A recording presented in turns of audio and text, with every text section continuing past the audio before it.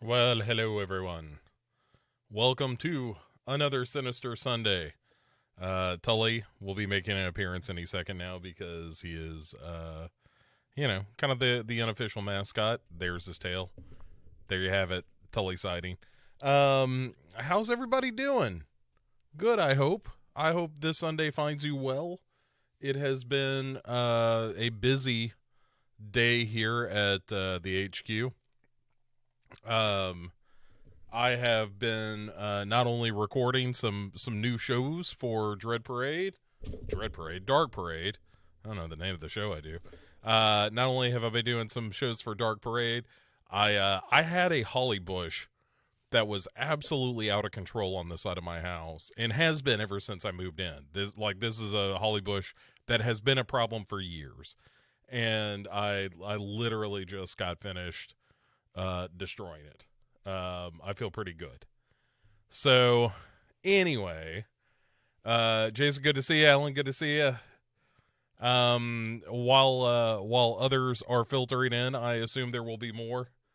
Um, let's talk about what's ahead on this week because this, as always, a busy week here at Dark Parade and Legion podcasts. The 31 Days of Halloween continues. I hope you're enjoying that. I'm having a great time. Um, and so we're in the last, is it the last full week? Yeah, I guess so. 2 weeks from today will be the end of it all. So, 2 more weeks of the 31 Days of Halloween, starting tomorrow. And I'm very excited to wrap that up. The last run of movies I'm very excited about. Not that I'm not excited about the other stuff, but man, there's some good stuff coming. So that's happening on Tuesday. You will get What You Watching with Jamie and Bo on the Legion podcast main feed, as well as Dark Parade. Wednesday, you will be getting Psycho 3. And sometime next week, I'm not sure when, probably Friday, you'll get another found footage Fool in the mix there as well. So more stuff coming on Dark Parade and more stuff coming on Legion Podcasts. Robert, what's up? Alan saying he is hungover and still thinking about Midnight Mass. Yeah, that'll happen to you. Midnight Mass is I know Robert is the disagreeable sort. Not really. It didn't hit him the way that it hit a lot of people, but that was something that really hung with me. Midnight Mass is something I still think about pretty often. It's a real good show. So, in addition to all that stuff, and also hungover is probably not the way to wrestle with it, but I would argue a cheeseburger. I had this conversation earlier with one Dan Chase. A cheeseburger is probably good for what ails you in this scenario. Get yourself a cheeseburger, like an honest to goodness Coke. If you can find a Mexican Coke, something with real sugar in it, do that thing. And that'll do you right. So so that's what's coming this week. I'm very excited for you guys to hear the Psycho 3 and Psycho 4 conversations. It was a lot of fun. Psycho 3 in particular, Dan and I had a very good time talking about that. Also big thanks to everyone who checked out Heart of Horror with Kate Pollack and myself. I got a lot of good feedback from that. So thanks very much for checking that out and thanks for listening to that. That was a whole lot of fun to do. And there'll be more of that in November. We might have a movie picked out. We're still in the process of figuring all that stuff out, but I think we got a pretty good idea of what we might do next. Alan saying a cream cheese and Gatorade powder smoothie. That sounds terrible. That's like the weird science. Like, how about a nice greasy fish sandwich served in a dirty ashtray? That sounds disgusting to me. But hey, again, to each their own. Who am I to judge? That's what I ask. Who am I? So while we are getting getting rolling here. Let's just jump into some news. Let's do news, then we'll talk about Halloween Kills, and then we'll do the streaming stuff, because I don't have a whole lot on the upfront. Just been a lot of recording, a lot more stuff coming your way, and like I said, big thanks for everyone who's checking out the new Dark Parade stuff, because I'm having a great time doing it. And people seem to enjoy what has been done thus far. We will continue to add dumb shit to that stream. What's up, Gary? Leonard Maltin has a live stream? I didn't know that. I should watch that too. I wish I had more time, to paraphrase one Denzel Washington. But let's get into some news here. Starting with, let's do this one first. David Gordon Green, director and producer of Halloween and Halloween Kills and One Presumes Halloween Dies, is going to be doing three sequels to The Exorcist, direct sequels. The first one of those is written, he has said, and as I said, we'll get into some Halloween Kills discussion here in a minute. In the grand list of movies that don't need sequels, The Exorcist is right there at the top. Exorcist 2, awful movie, really bad. I know there are some defenders, but I find those defenders to just be contrarian and not actually, think that the movie is any good. Then you got your Exorcist 3, which is pretty good, directed by William Blatty. And that's all right. That movie's okay. It has some really interesting ideas in it. And look, I'm a fan of George C. Scott. I will take George C. Scott when and how I can get him. He is absolutely my favorite Scrooge. So, that's fine. And then there you have the prequels that, the competing prequels. One directed by Rennie Harlan? Didn't he do one of those? And yeah, just like movies that didn't need to exist at the end of the day. And then now we're doing 3 sequels. So my understanding is that it's going to be direct sequels to the original in much the same way that so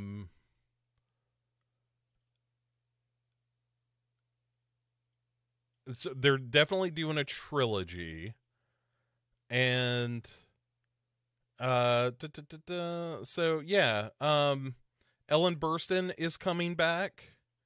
And I guess it doesn't say specifically how it's going to address the existing sequels, but why on earth would you, other than somebody backed a dump truck full of money? I'm sure they saw how Halloween did and just opened the catalog to David Gordon Green. And, rather than, and this isn't his fault. I was going to say, rather than do an original idea for a horror film, that's not David Gordon Green's fault. That's the fault of just the current state of affairs in movie making, where if you're going to give somebody a lot of money, the idea is you give somebody a lot of money to do something with an existing property, something that has name recognition. Yeah, and Jason saying after the first season of that TV show, is this really necessary? I thought the TV show was pretty good. I didn't see the second season with John Cho. I was kind of done at that point, but that's fine. I thought it was okay. It was interesting. It was different.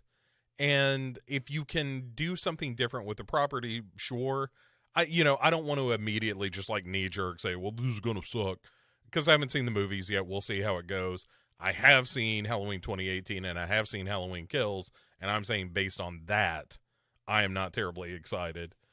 Alan saying, how about a 16-part Don't Look Now reboot? Right. I would watch. If you could get Donald Sutherland to come back for 16 movies in which we explore, his relationship with Julie Christie, Now you're talking. Now we got something. Yeah, it's frustrating that we don't get more original IP, but like I said, it's just the current state of Hollywood. In a weird time, because Hollywood's in a position right now where like theaters are kind of dying. COVID didn't cause that, but it's certainly not helping. And the streaming services are kind of where it's at. So how do you compete? Well, you compete by making people go to the theaters to see a thing that they like. And that's how you get, 3 Halloween movies and 3 Exorcist movies and so forth. Robert E. Greene, I mean, I hate to just, naysay a sequel that I haven't seen, because it could be great. Like Evil Dead 2 is arguably better than Evil Dead. It depends on how you feel about those things. I like Evil Dead 2 probably more than Evil Dead, but I like them both a whole lot, so it's possible. Gary Hill says, as for most things, once Linda Blair shows up, I'm out. And, and Jason says, and really after Repossessed, what more needs to be said? Yeah, it's about time for a scary movie reboot if we're going to be, making hay on a lot of these reboots and remakes. Like Scary Movie needs to come back to skewer all that stuff again. And David Gordon Green's a comedy director. That's how you close the loop on this, is you have David Gordon Green direct a parody of the movies that he's directing. Now you got something. So that's happening. I think that's all that needs to be said. I just thought it was interesting that they announced up front, like, oh yeah, this is going to be a 3-movie cycle. We've got 1 written and the other 2 we're working on. So that's a lot. What's up next in the news? M. Night Shyamalan has a new movie coming out. It is called, hold on, I'll tell you what it's called. I have already forgotten. It is called Knock at the Cabin. So, all right. I haven't seen Old yet. I need to see Old. I know that's kind of on the streaming services now, and once October is done and I can watch something other than the movies I've got on lists, I will catch up to Old. I mean, you guys tell me, is Old any good? Maybe? Yeah.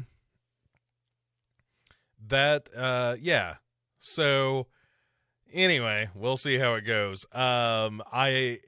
The reason I thought this was interesting is that we're in a bit of a Shyamalan-assance, where he is once more in the public eye and directing stuff again. And, which is great. I'm glad.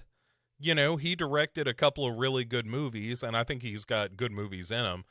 I just don't think that every movie needs to have a twist. And that seems to be Shyamalan's bag, is doing twisty stuff.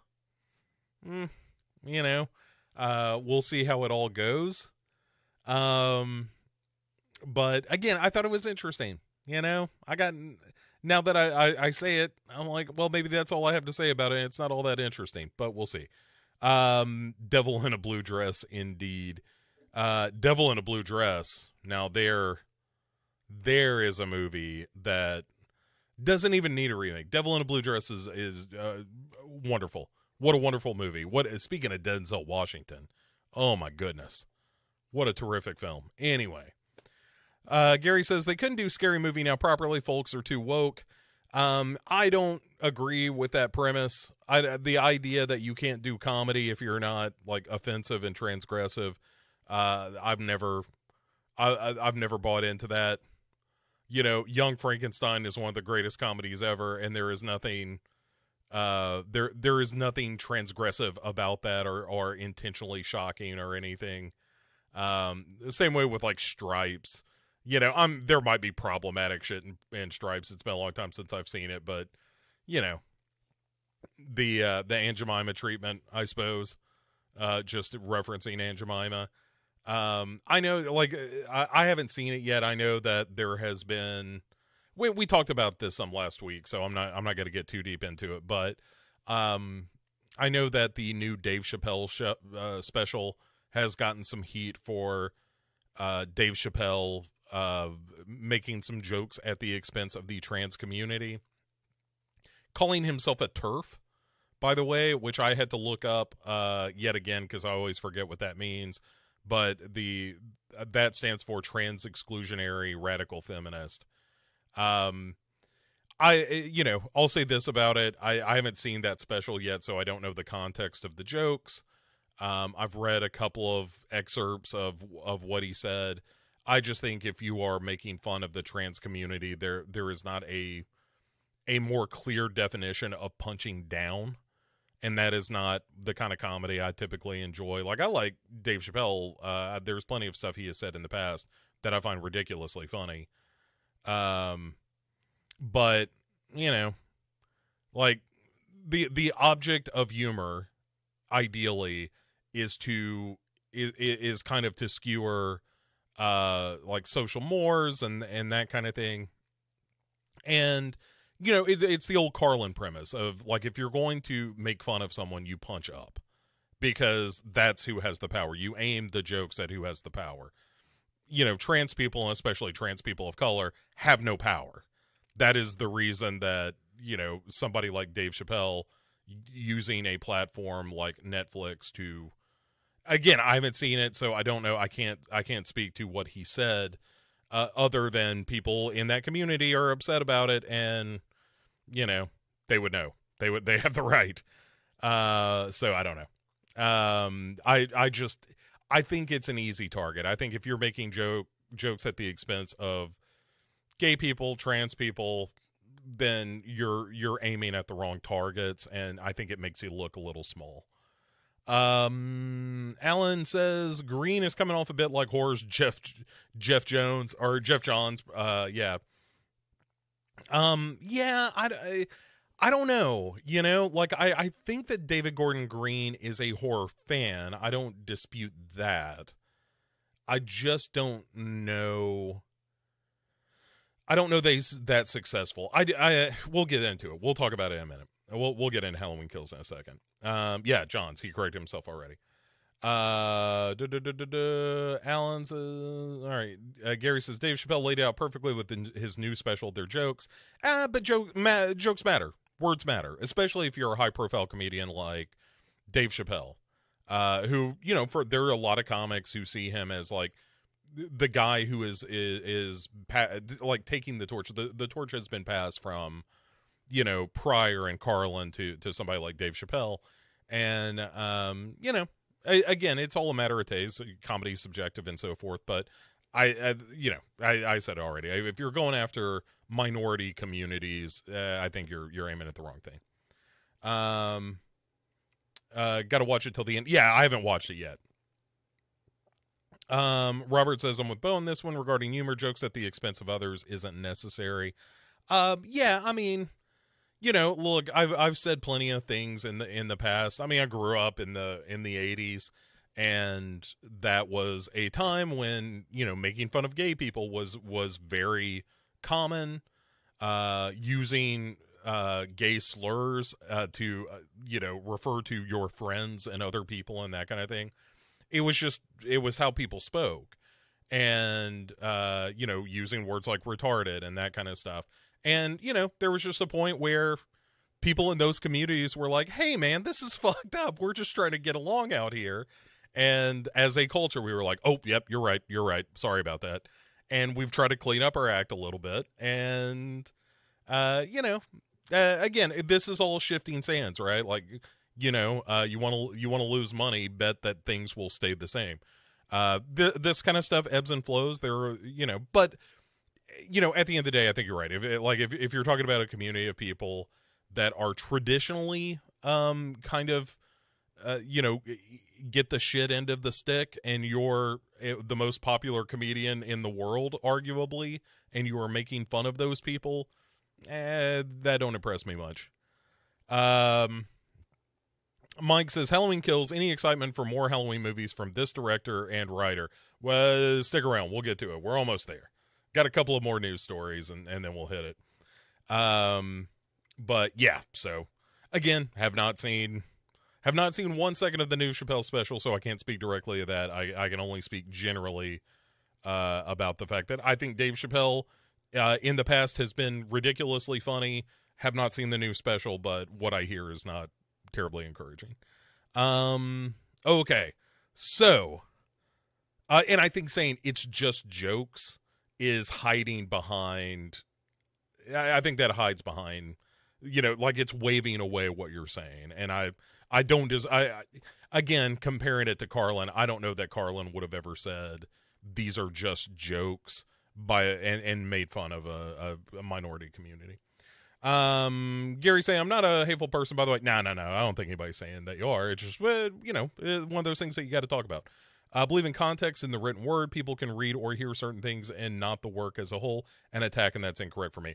I totally agree. That's why I'm trying to be pretty measured with what I say about this. Is I have not seen the special. I don't know the context. I've only seen some excerpts, and as Gary pointed out, those things taken out of context seem kind of damning. But also to say I'm a TERF, unless that's the joke, then, identifying with a group of people who by the very, acronym that they're using are trans exclusionary. Again, that's just not a great look. But also, Dave Chappelle probably does not give a shit about being politically correct. And there was an argument to be made for that, but blah, blah, blah. Again, haven't seen it. Don't know. Okay. Speaking of not knowing, I wanted to get to this story because I haven't seen Squid Game yet. I haven't seen it. I know it's the biggest thing in the world, and like 6 weeks from now, I'm going to be like, hey, have you guys seen Squid Game? It's great. I just don't have time to watch it right now. I wish I did. I don't have time. But the thing that I found funny in the news was not that I haven't seen Squid Game, which, again, I hear is amazing. I look forward to seeing it. It's that there is a real-life version of Squid Game happening that is in Abu Dhabi. And apparently that is... So there's not, like, nobody's getting killed. And there's not a giant $1 million prize, but they're essentially putting on a version of Squid Game in Abu Dhabi, which is the cradle of incredible wealth, in addition to some fairly repressive laws. And it was one of those things when I saw this headline, I was like, oh, I guess we just live in a time when irony isn't a thing. Because Squid Game, by my understanding, again, I haven't seen it, but my understanding is Squid Game is largely an attack on, capitalism and et cetera, et cetera, et cetera. That, capitalist corporate structure and that sort of thing. And the idea that Abu Dhabi, one of the most grotesquely wealthy places on the face of the planet, missed the point entirely and was just like, oh, a game show sounds fun. That struck me as being very funny, and also, as I said, struck me as something that would only exist in a world where irony is completely lost on everybody, or at least the organizers of this Squid Game. Mike saying, why does anyone give a moment of pause to understand some people just might have found the jokes funny in the first place? I'm sure regarding the Chappelle thing. I haven't seen it, but yeah, it's possible. Like, there are plenty of comics that I used to really like that I just don't find funny anymore. That last Jerry Seinfeld special that dropped on Netflix, I thought, especially, I thought the first like 15, 20 minutes was pretty funny. And by the end, when he was talking about like just doing relationship jokes and not particularly clever relationship jokes, I was just like, oh yeah, it turns out that at a certain point you just lose some magic, or traditionally speaking, the older you get as an artist, the less relevant you become, and also the less sharp you become. And so, that just happens. And Chappelle is maybe at that point where, relevancy and his sharpness is starting to wane. But, we'll see. Mike says, Squid Game in real life, the absurd nature of the extremes it takes in the show shouldn't blind us from that. Yeah, I mean, again, I haven't seen it, but everything I understand about the show is that it is making fun of the very kind of culture that creates an Abu Dhabi. So, we'll see. Robert says Netflix is currently looking into Squid Game merchandise at Walmart and potentially a video game. Well, of course, it's the biggest show Netflix has ever had. And regardless of what the message is, if people get a whiff that it could make them money, even if I'm sure somebody sold Eat the Rich t-shirts, right? The idea that somehow these anti-corporate and anti-capitalist messages that somebody won't cynically say, I bet we can make some money off of this. Like, what culture do you think we're living in? That is what America is built on, is how can I make a buck off of this? And it's unfortunate, but I don't know that there's a solution other than, social anarchy, and I don't know that I'm for that, but we'll see. Gary says, hence why Gary loves The Running Man so much. Yeah. The Running Man, although, that was more political in some ways than socioeconomic. The way that I understand the Squid Game is more socioeconomic and its critiques. But yeah.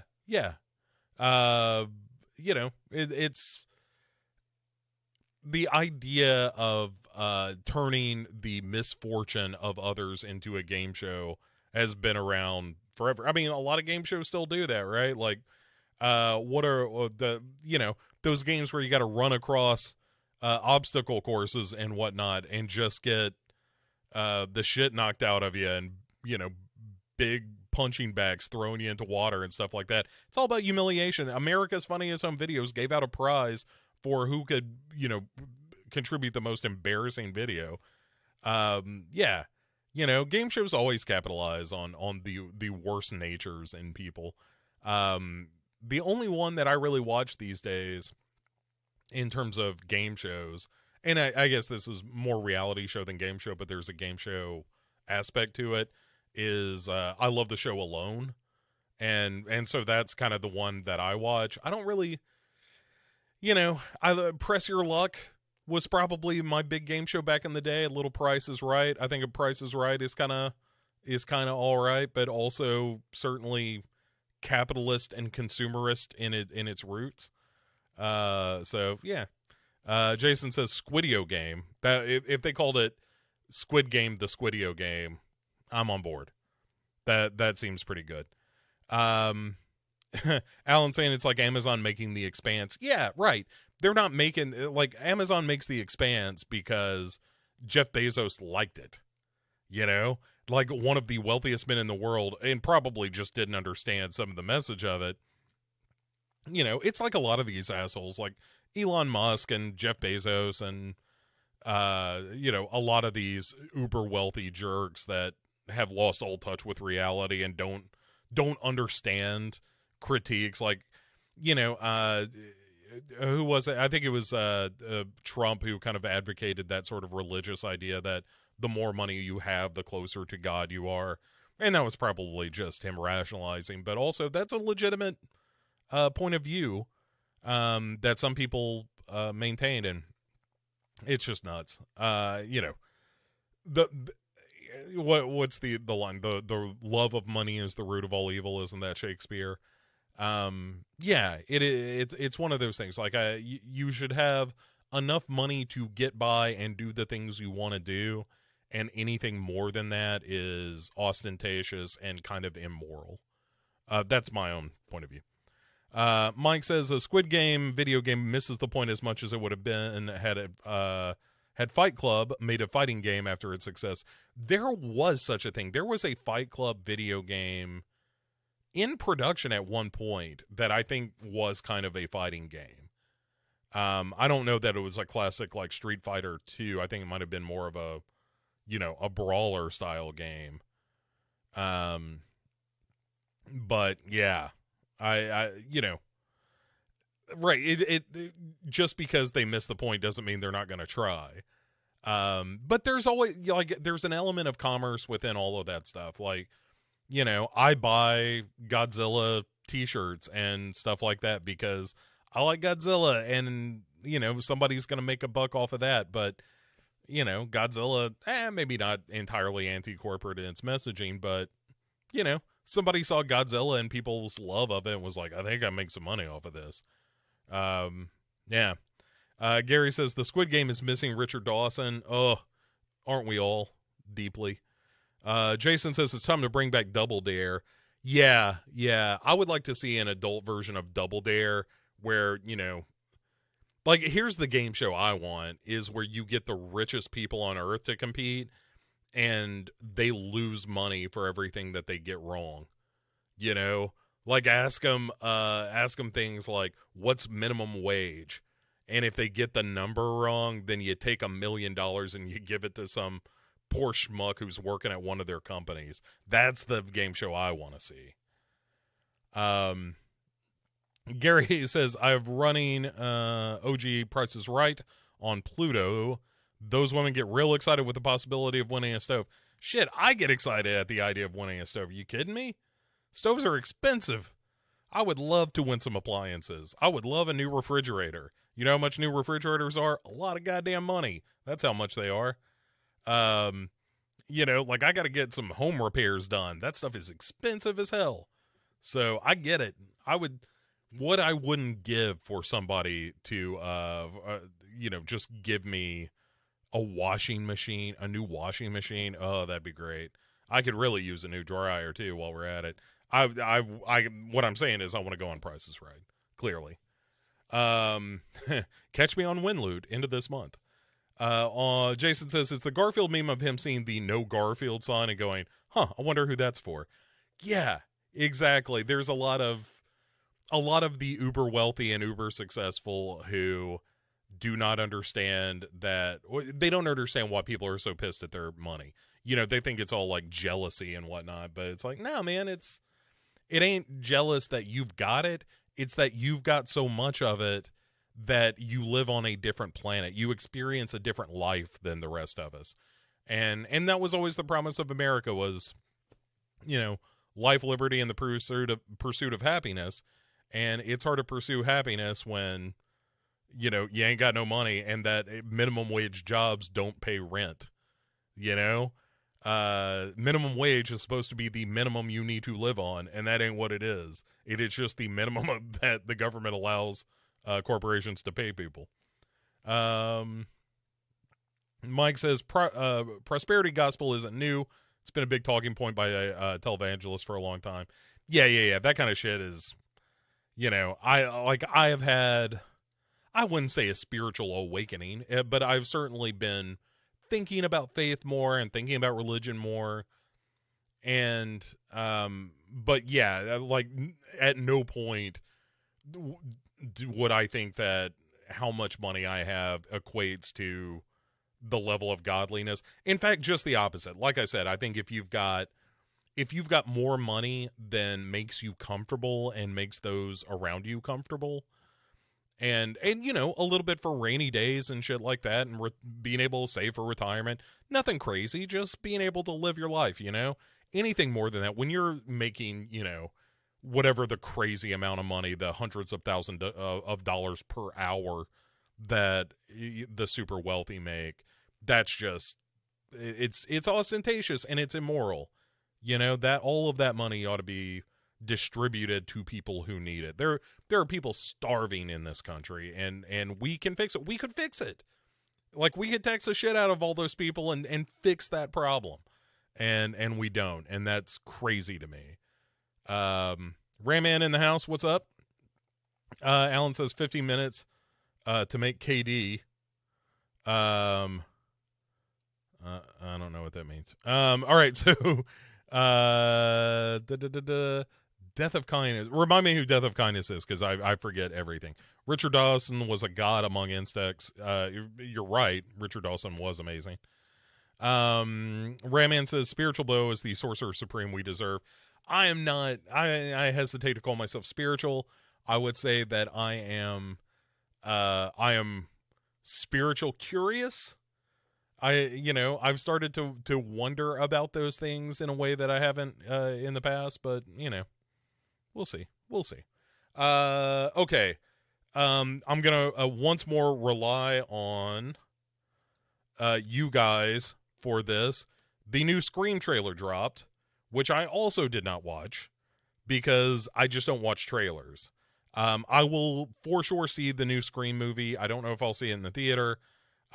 Scream is 15 minutes to make KD. Oh, that was for my game show. Got it. Okay, cool. Gotcha. So Scream is coming back, and I am one of those people that's like, all right, fine. I don't really give a shit. I thought Scream 1 was great. I thought Scream 2 was okay. I thought Scream 3 and 4 were not great.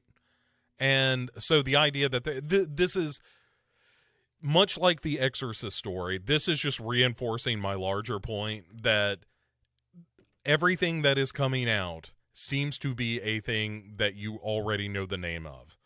And it's driving me up the fucking wall. It's driving me crazy. There's I Know What You Did Last Summer show on Amazon now. They're bringing back Scream.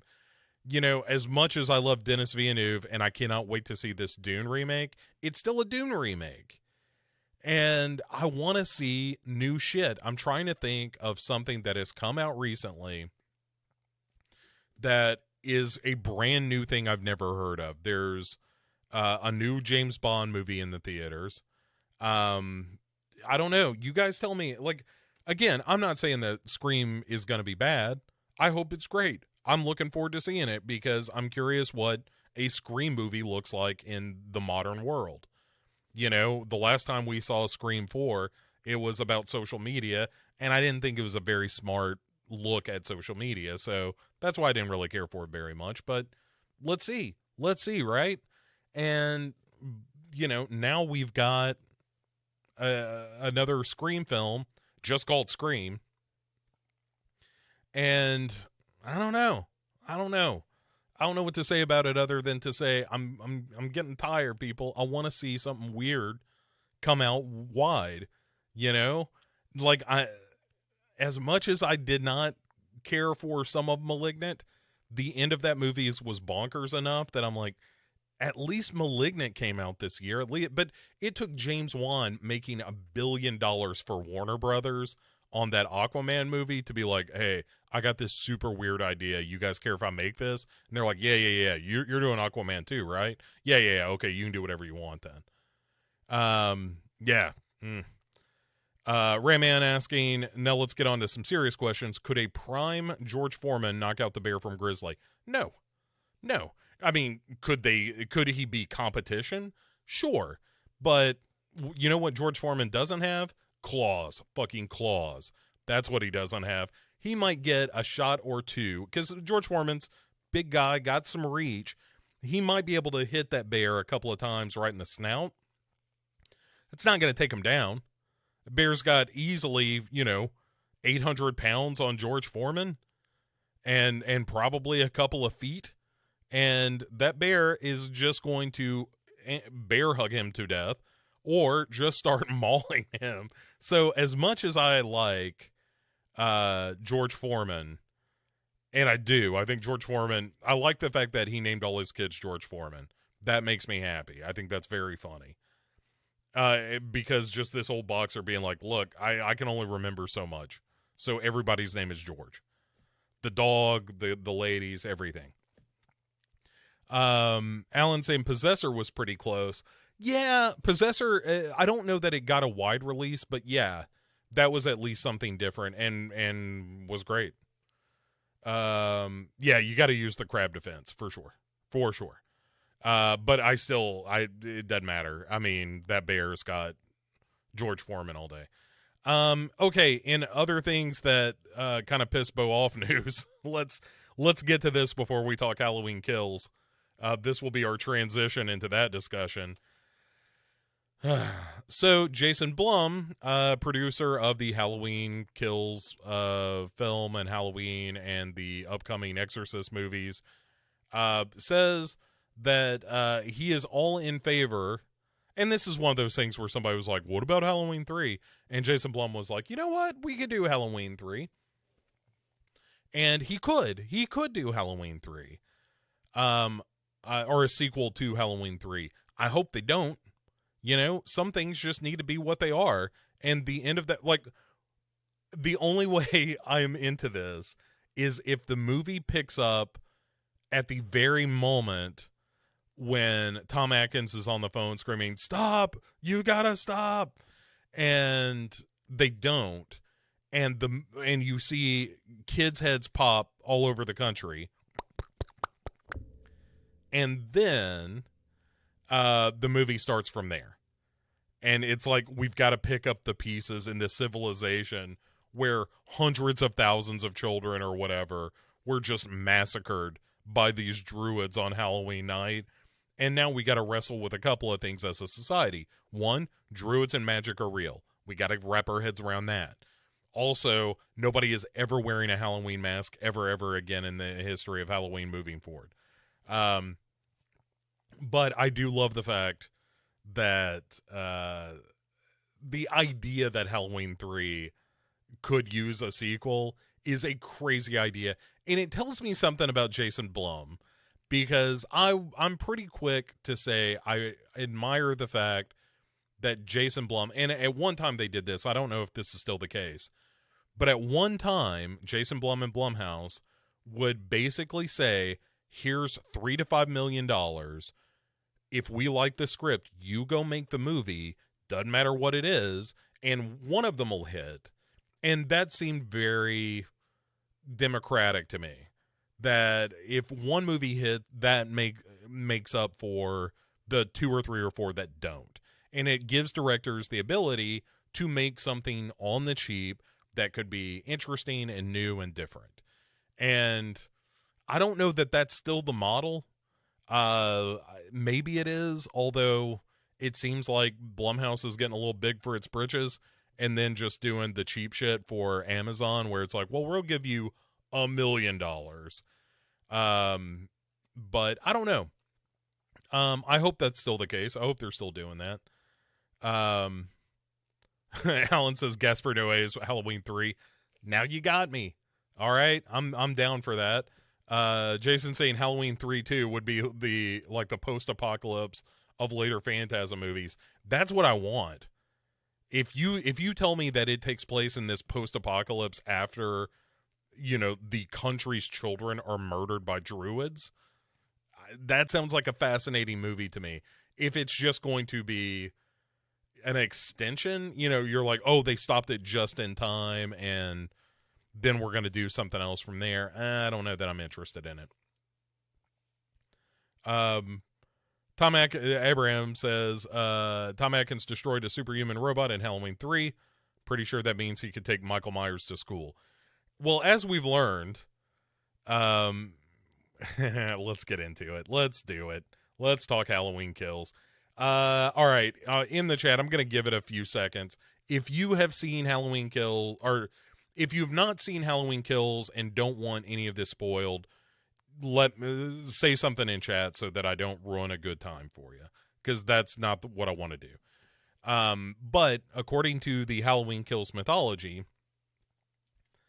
Tom Atkins is still in trouble because every time Michael Myers kills somebody, he gets a little of their power. You know, he's like I am with my serial murders. I get a little bit of their soul.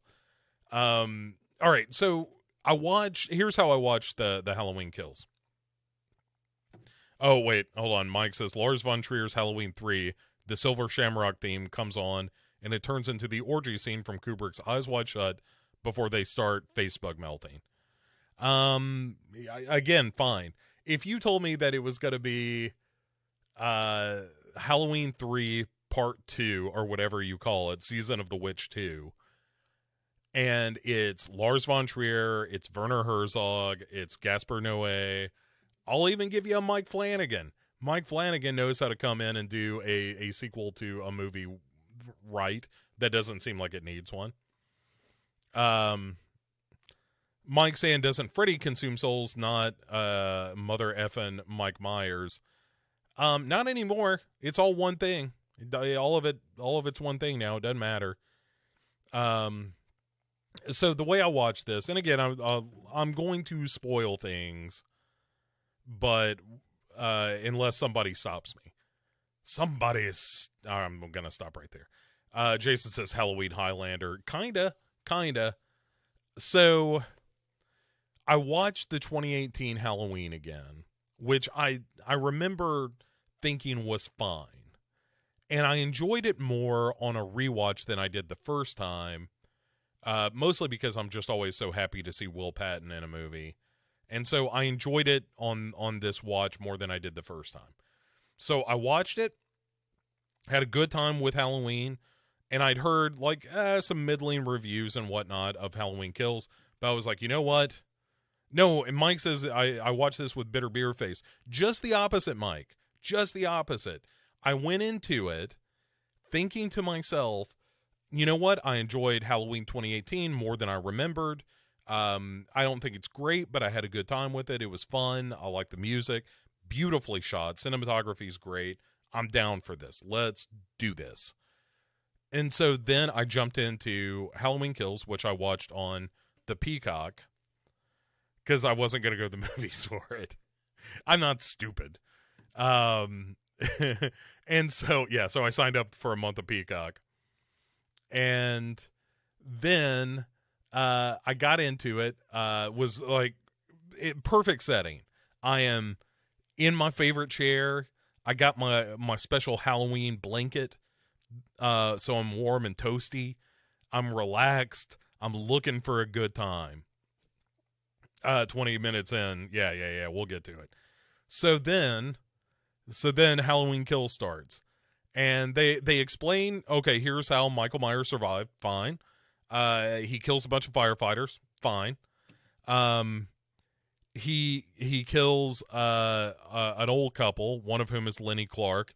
Always happy to see him. Fine. I don't know why he's running a drone around in his living room, but whatever.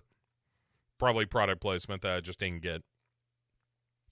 Again, all that's fine. Okay, Mike Myers is on the loose and he's out killing people again. You know, of course he is. So, Ratman says John Carpenter's score for these past two films has just been fantastic. Yes, his music, I think, is the best part of both of the movies.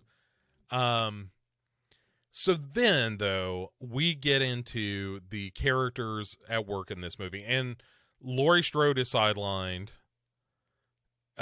because of her wounds. And so we go to the hospital, a la Halloween 2. The, original Halloween 2. And then we introduce a bunch of characters I don't give a fuck about. Namely, Lonnie. Hey, remember in Halloween when Dr. Loomis said, Lonnie, get your ass away from there. He's a star in this movie.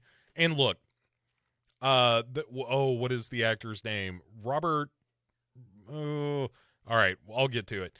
But the actor Robert Longstreet, I think is his name, who plays the adult Lonnie, who was in Midnight Mass as Bill Colley. Is that was that his name in that movie? Terrific, absolutely great. Robert Longstreet, yeah, sure enough, plays adult Lonnie and was Joe Colley. That was his name in Midnight Mass. Heartbreaking character in Midnight Mass. Robert Longstreet, terrific performer. Playing the guy, playing a character that was mentioned briefly in the movie Halloween. Okay. And then Lindsay and the other kid, Tommy, who ran away from the house in Halloween and had no direct contact with Michael Myers that I can recall, other than seeing him out the window. They are also two of the main characters in this movie. And all the characters from the not original, but the 2018 Halloween are just in the hospital hanging out for the most part, except for the daughter or the granddaughter of Laurie Strode, who's out hunting for Michael Myers. But again, she's not a real big part of it until the end. And yes, Mike pointing out the returning characters were worthless. Yeah, the returning characters don't do shit in this movie, except for Judy Greer, again, spoilers, who fucking dies and makes no difference at the end of the film. Mike also pointed out that the firefighters charge them one at a time. Yeah, that's true. What are you gonna do? Then you've got this whole subplot about the entire community going in for mob justice and trying to hunt down Michael Myers, and this chant of like, evil dies tonight, evil dies tonight. I'm sure this worked for somebody. I thought it was stupid. And then Tommy, who was the instigator, like, all of this just goes, it leads to a point where the mob ends up chasing down and forcing this totally innocent escape mental patient from the first movie to jump out a window, only to discover, like, oh, that was never Michael Myers. And they all feel bad about it, I guess. And you're just like, I couldn't care less. This is a character that just popped up in this movie to die. And that's kind of what happens. Like, Tommy Doyle, Lindsay, all these people, they just show up in the movie to get killed off because we got to burn a little screen time before we get to the end of the movie, in which we are left in the exact same place that we were at the end of the Halloween 2018, which is Laurie Strode is injured. Judy Greer is dead. That's the one difference. The granddaughter is freaked out, but is made of stern stuff. Will Patton is alive and injured, but it still doesn't do anything. Like, I understand this is supposed to be the dark middle chapter of this new trilogy, but if you look at other dark middle chapters of trilogies, let's take, for example, the best of all time, which was Empire Strikes Back. In that movie, when you get to the end, the characters are all in vastly different situations than they were at the beginning. It moves the story along, and more than that, it moves the characters along. Like Luke Skywalker is now a handless, half-trained Jedi. Han Solo is frozen in carbonite. Billy D. Williams, a character that came out of nowhere, is now, Lando Calrissian, is now the dude who potentially is going to save the day even after he double-crossed Han Solo. In this movie, all the characters that showed up for the first time are now either dead or sidelined, so none of that matters. You haven't substantially changed anything. The only thing that you've done is add some lore to the movie about, like, no, it turns out that Michael Myers is fear itself or something, and that every time he kills someone and makes people more afraid, he grows more powerful and can't be killed, which undermines the whole first movie, where Laurie Strode had spent her whole life preparing for this one-on-one battle with this, this evil guy that had been haunting her dreams, and then to say, like, he's an unkillable supernatural machine. It's just stupid. When I was talking to Duncan about it, he also pointed out that according to this movie in 1978, after Michael Myers got shot 6 times and fell off the balcony, he goes home. A couple of cops chase him out of his home. And when he goes outside, he just kind of surrenders, which doesn't. And then we see the same thing happen at the end of this movie, only this time he doesn't surrender. I guess if there's any character growth, it's Michael Myers understanding that, like, fuck that going to jail thing. I'm just going to murder everybody. Yeah, it was just stupid. It was a deeply stupid movie. I'm trying to, I struggle to find something that I liked about it. There was one scene where Laurie Strode and Will Patton are talking about a kiss that they shared in a bar.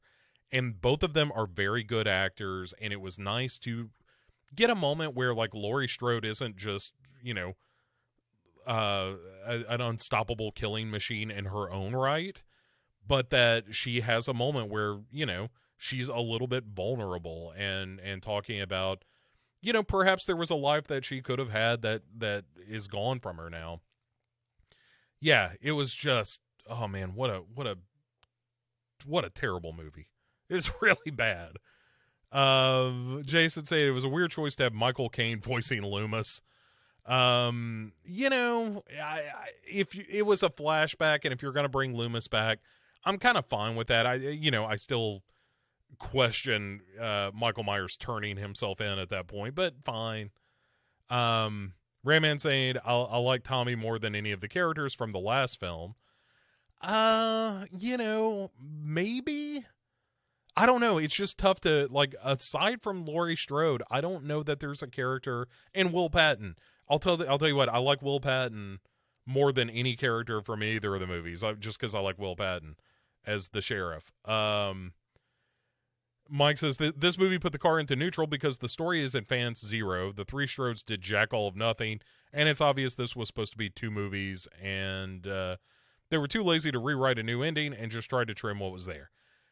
Yeah, I mean, obviously they're doing this Halloween Dies thing, but man, what a terrible baseline you have set for this third movie. And the third movie always pays for the sins of the second one. And here's another thing that I heard was like, well, this is brutal. Like, it doesn't matter about the story. And I'm not one of those people that just wants gore, but I will grant you, if the movie if it's kind of savage and brutal, the way that Evil Dead remake was, like, I think that movie also has characters behaving incredibly stupidly in the course of that film, but I can let some of that slide because it is so, like, gory and audacious and that kind of thing. I never got that feeling from Halloween Kills. Some of it, like, it's brutal in the way that any R-rated film kind of is. It didn't seem over the top gory the way that Evil Dead 2 was sort of not Evil Dead 2, but the Evil Dead remake was kind of gleefully over the top in its bloodletting, and I didn't get that spirit of fun for it. That was another thing. It's just not fun, and if you're doing a movie like this, it ought to be at least fun, and I never got that feeling at all. Jason says he liked the increasing fervor of the mass hysteria, if not the details around it. Yeah, I don't disagree that it's an interesting message, but it's just handled so clumsily and comes to nothing.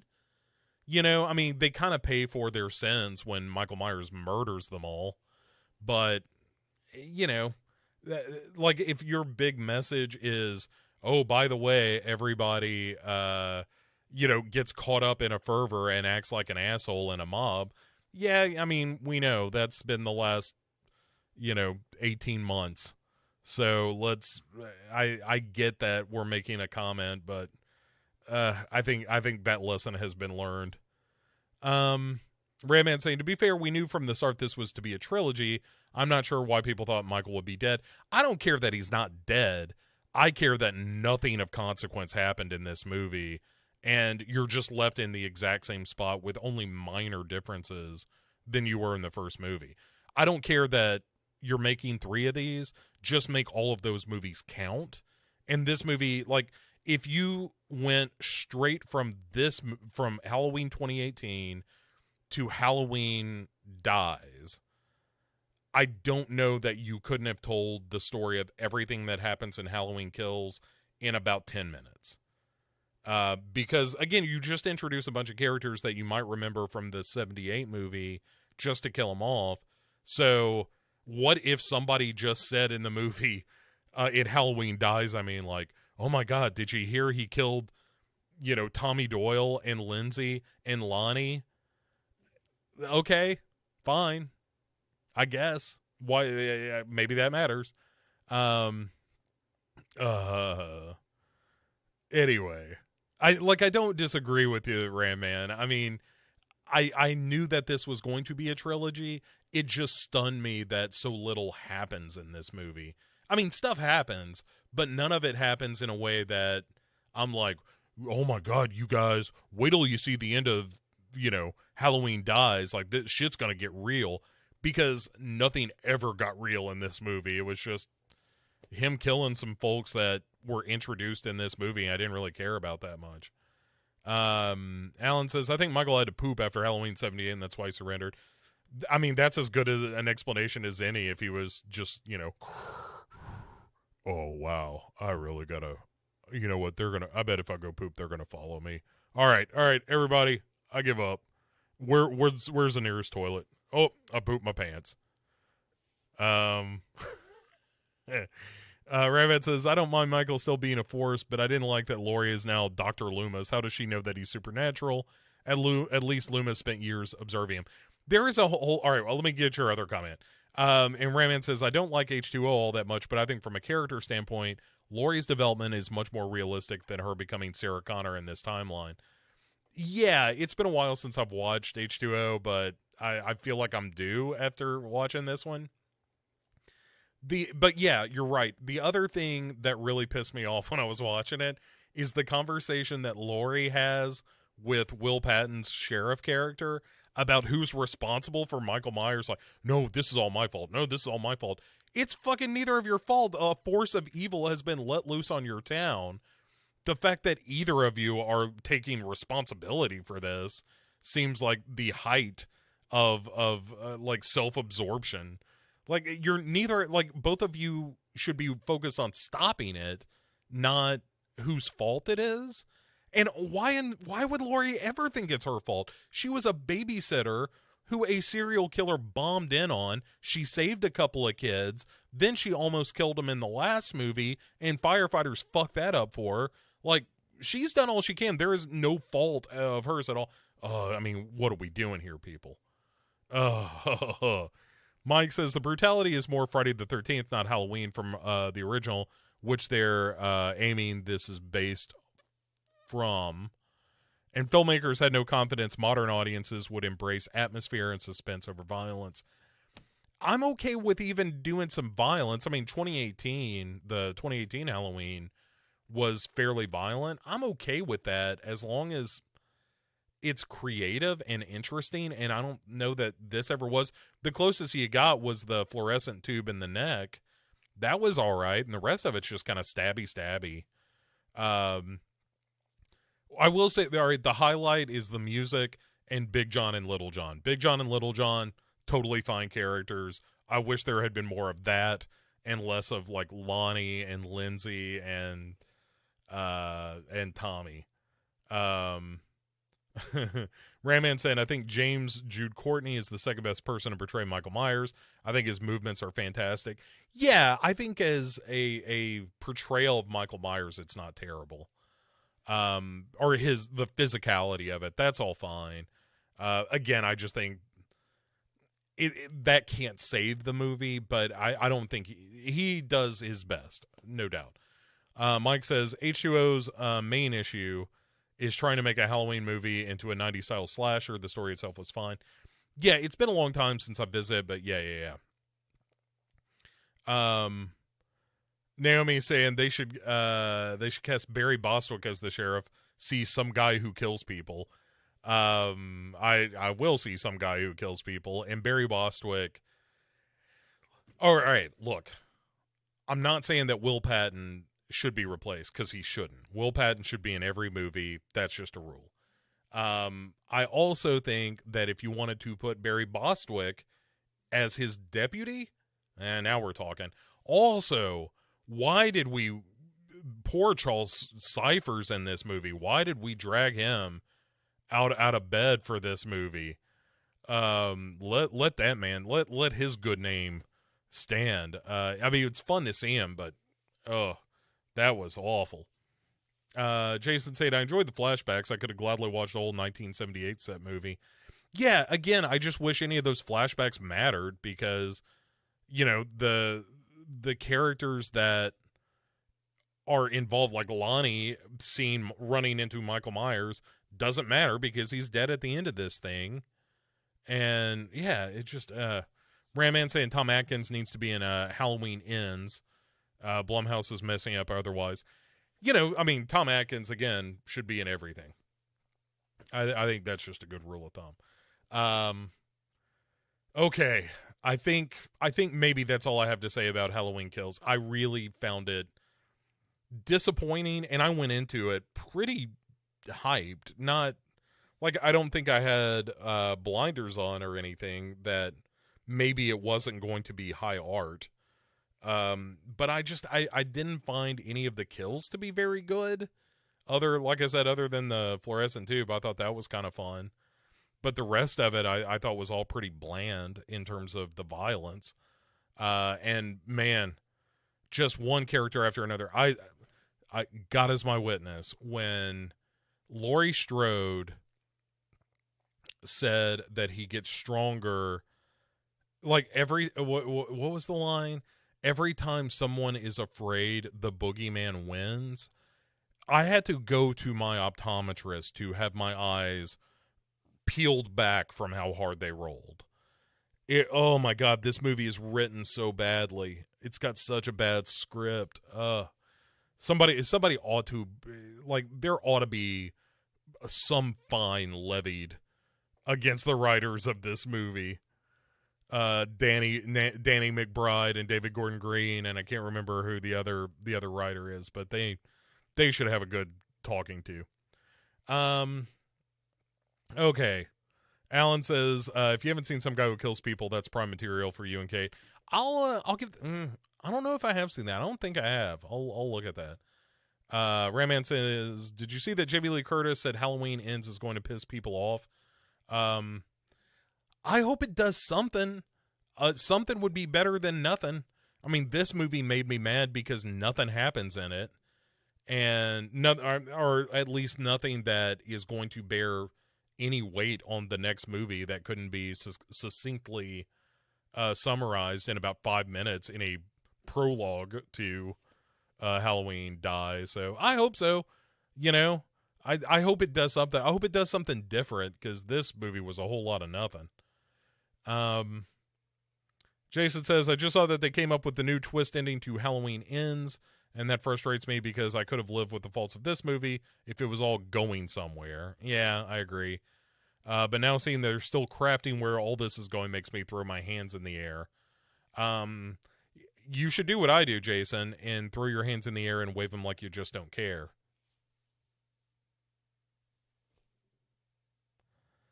Okay.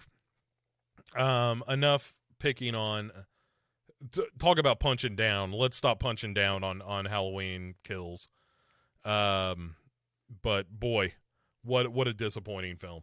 Okay, so let's talk about movies, and feel free to throw some questions into the chat. I've only got a handful of movies to tell you that are coming to streaming between now and when next we speak. Mike saying, I think your point framed another way is nothing in this movie was required to happen for Halloween Ends to exist. Yeah, exactly. That nothing of consequence happened. Let's say that. Ramman says, what if Halloween Ends somehow connects Michael Myers to the Exorcist trilogy that's coming out? That's when I just stop watching movies when that happens, or just watch anything but from Blumhouse. I'll just be like, you know what? This is not for me. I had that feeling, I mentioned this before, when I saw the trailer for Ghostbusters Afterlife. I was like, this just isn't for me. This and a feel-good special effects family extravaganza is not why I watch Ghostbusters. I watch Ghostbusters because it is a wonderfully funny take on three guys who fall ass backwards into a situation that is way above their pay grade, and that's why it's wonderful. Okay, anyway, on Netflix, on October 20th, you can check out the movie Found, which I believe is the found footage movie about the serial killer's brother who discovers that, as you may have guessed from that previous statement, his brother is a serial killer. And I remember that being very grim in a way that, not that it wasn't warranted, but it sure ain't a feel-good movie. Also on October 20th, Night Teeth. Working on some night teeth. That is the Megan Fox vampire movie that Netflix produced. And that's it between now and the 24th. On Hulu, on October 21st, a movie called The Evil Next Door, which is a new movie that I have yet to see. On October 23rd, a movie called Silent Night, also coming out this year. And Silent Night sounds interesting because from what I understand about the premise is it's a bunch of people getting together for a Christmas dinner and knowing that they're all going to die at the end of it. That some like environmental thing has happened and they're all about to die. Keira Knightley is in that along with a couple of other reasonable names. So haven't seen it, but that one sounds really interesting. On Amazon, Nothing Horror. There might be a new episode of that. I Know What You Did Last Summer series, but no horror movies that I could find. HBO Max on October 21st, they're going to re-release on their platform The Conjuring, The Devil Made Me Do It, which is the latest in them Conjuring movies. I got about 30 minutes into that one before I realized that time is limited on this earth and that I should probably stop watching it. Did not care for that much, is what I'm getting at. And on October 22nd, if you have HBO Max, Dune, the new Denis Villeneuve Dune, will be available for streaming. That one I'm probably going to bust out to the theater to see because, as I said, I'm a giant fan of Denis Villeneuve. I love the David Lynch Dune in a way that doesn't make sense. So I will probably run out to the theaters for that one. And lastly, on Shudder, October 18th, just tomorrow, or if you're listening to the audio version today, Pulse is available. I assume that is the Kurosawa Pulse, which is a great film. Then you've got 1984's Children of the Corn, which is not necessarily a great movie, but it's got one of my favorite falls in the movie from Peter Krause. He clearly falls unintentionally on camera, which I really like. And having Courtney Gaines scream Outlander, that's a good time. And also that little Isaac guy when he says he wants you, Malachi. Oh, it's not a good movie, but I kind of love it is the thing. And then Blood and Black Lace, which is the Mario Bava film. And so, that's a pretty good lineup. Shudder continuing to add fun stuff to their library. All three of those movies, kind of worth your time. All right, so Mike says Conjuring 3, or as I put it, the Warrens go to therapy. Yeah. I just can't with those movies at this point. That's a real, I get it. I understand. Okay, folks, again, if you've got any final questions, throw them into the chat right now. I want to say I appreciate you coming and hanging out with me on a Sunday, even if I was getting all old man grumpy about Halloween Kills. Next week, as I said, we've got coming on the Dark Parade. Obviously, the audio version of this drops tomorrow. You're going to have What You Watching with Jamie and Bo hitting on Tuesday. On Wednesday, Psycho 3, that discussion, which I'm very excited for you to hear. That was a really good time with Dan Chase is who's on that show. And then probably a found footage fool at the end of the week, assuming that I haven't just collapsed. And then we've got one more week. It's 2 weeks till Halloween today. Next weekend, I'm very excited to kind of regroup, because we're actually going to have one more Sinister Sunday between you and me, folks. On Halloween night, I ain't going to be here to do a Sinister Sunday. I'm going to be dressed up as a Sasquatch, handing out Halloween candy.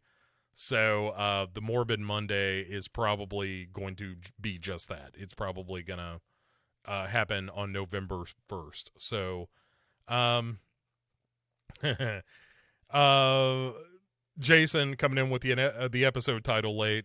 Evil Talks Tonight. All right, fair enough. We'll do that. So 2 weeks from now, there won't be a Sinister Sunday because it's going to be Halloween, and I will be in full celebration mode. Desperately excited about dressing up like Sasquatch and handing out candy to kids. It's going to be so much fun. So anyway, you guys have a great rest of the week, or beginning of the week, really. And, we'll be back here live next weekend. And in the meantime, hop over to the Facebook group, The Dark Parade. I'm generally in there chatting when I am available to do so. And, Mike saying I ought to live stream handing out candy on Twitch. Keep in mind, I'm going to be in this giant Sasquatch outfit that makes it very difficult to manipulate cameras and stuff. But I have already talked to the lovely and talented Brandy to make sure that we get some pictures, and where possible, we will absolutely be uploading pictures of trick-or-treaters and decorations and all that stuff. So we're going to do what we can, but like I said, it's going to be difficult for me because I'm not able to use technology when I am all Sasquatched out. They call it the Squatch effect. What are you going to do? Okay, guys, this has been really fun as usual. Thanks for coming by. We're going to do this again next week before we take a week off for Halloween. And have a great week. And we've only got 2 more weeks till Halloween. So, keep Halloween in your heart. Be spooky out there. And I'll see you in a week. All right. I'm going to close the show. All right. Bye, everybody.